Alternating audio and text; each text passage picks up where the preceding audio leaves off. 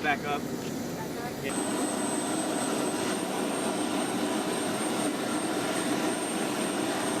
The FA-50s would help the Air Force to begin rebuilding. The Navy meanwhile has begun its own rearmament program. 5 ex-French Navy Super Etendard fighters in May 2019 arrived at the port of Bahia Blanca in Argentina. The Argentine Air Force has selected South Korea's FA-50 as its next fighter, Janes reported on July 21, 2019.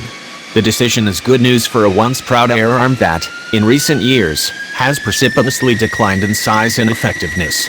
Argentine officials as early as 2016 had asked to evaluate the twin-seat, supersonic FA-50, Janes reported. George Brett batting for the Kansas City Royals against the New York Yankees, has a game-winning home run nullified in the Pine Tar incident. The Kellogg-Briand Pact, renouncing war as an instrument of foreign policy, goes into effect. Advertisement. A source told Janes said he expected the government to sign off on the procurement in the near future. Argentina has national presidential elections at the end of October, and the source noted that these may slightly prolong the timeline, but that he still expects the deal to go through, Janes added. The Air Force could acquire as many as 10 FA-50s, according to Argentine media.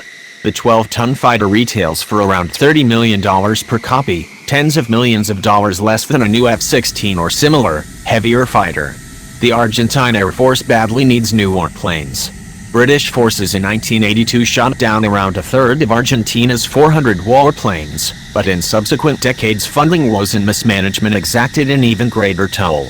By late 2015, the Argentine Air Force and Navy together could muster fewer than 250 warplanes, including a few Vietnam War vintage, subsonic A4S and equally aged, but supersonic, French-made Mirages. Even the planes that could fly lacked modern systems. The entire Air Force fleet lacks modern avionics and systems, and still uses analog equipment, Santiago Rivas wrote in a 2015 edition of Combat Aircraft magazine.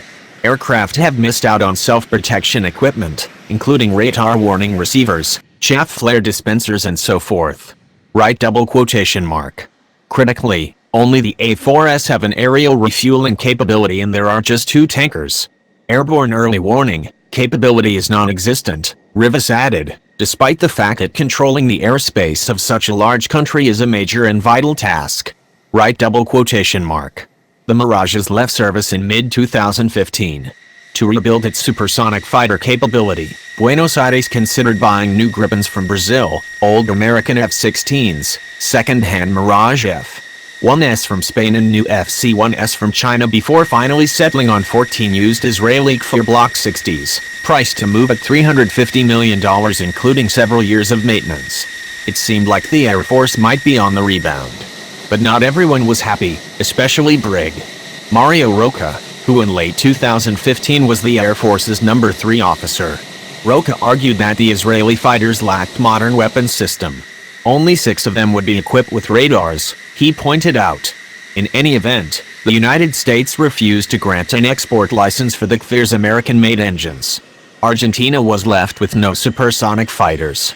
By 2018, Argentina also had retired all of its A4S. The flying branch had wanted to upgrade the fighters to serve until 2022, but a lack of spares rendered them unflyable.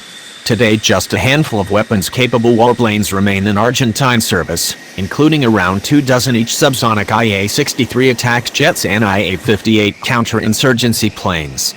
But the IA-58s also are slated for imminent retirement. The FA-50s would help the Air Force to begin rebuilding. The Navy meanwhile has begun its own rearmament program. 5 ex-French Navy Super Etendard fighters in May 2019 arrived at the port of Bahia Blanca in Argentina. The subsonic fighter bombers eventually will equip a Navy squadron and, by the end of 2019, could be the most sophisticated warplanes in the Argentine military. The FA-50s would exceed them in speed, firepower and sophistication. The Super Etendards in question originally entered service with the French Navy in the late 1970s or early 1980s. The French in the 1990s upgraded the carrier-capable jets to the Super Etendard modernized standard before retiring them in 2016. The Argentine Navy previously operated 14 Super Etendards, acquiring 5 of them in time for service during the 1982 Falklands War. Argentine Super Etendard's firing Exocet anti-ship missiles sank 2 British vessels, a destroyer and a cargo ship. By late 2017, none of the original Super Etendards were flight-worthy, according to Flight's 2018 survey of world air arms. In the context of the Argentine military's long unilateral disarmament, acquiring 10 new Fa-50s and 5 old Super Etendards is a big deal. Even with these new and used planes, the Argentine Air Force and Navy still would be woefully under-equipped.